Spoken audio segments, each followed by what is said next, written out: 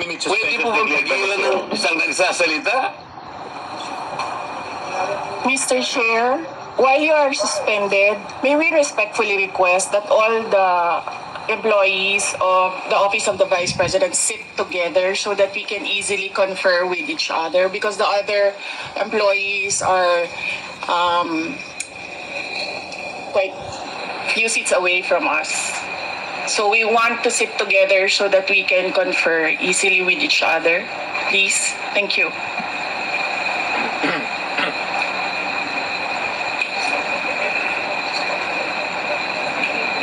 Point of order, that's the second highest motion.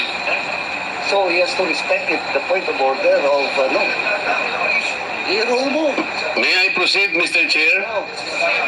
The point of order is the second highest motion in the House.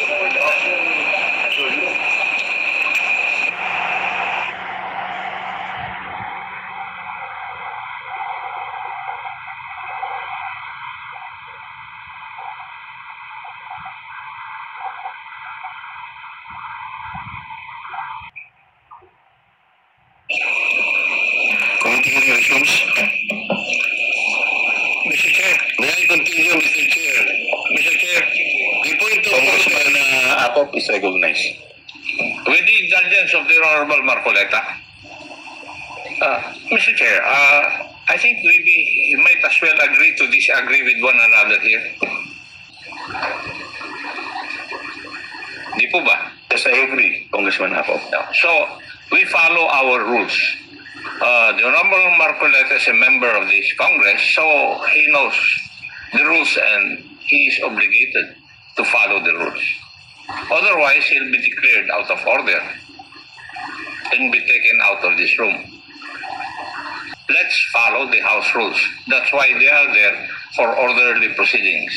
Thank you, Mr. Chair. Thank you, Congressman Acop. We will now proceed to the next item in our agenda. Wala na po Mr. tayong... Chair, respectfully, may I say something? Yes, Honorable. Mr. Chair? Yes. Honorable Vice Mr. Chair? President, before I recognize you, would you like to take your oath? Yeah. I will only recognize you if you will take your oath. Okay. Okay. Let's do this. Please administer the oath of the Honorable Vice President. Your Honor, please raise your right hand. Do you swear to tell the truth, the whole truth, and nothing but the truth in this inquiry, so help you God? Yes. The oath has been administered, Your Honors. Thank you. I will recognize you now, Okay. Honorable Vice President. Yes. Mr. Chair, the position of Undersecretary and Assistant Secretaries and other appointed positions are positions of trust and confidence by the appointing authority. The resignation letters of the USEX and the ASEX of DepEd were accepted by the appointing authority. And who is that? Mr. Chair. The President of the Republic of the Philippines. It is not the same.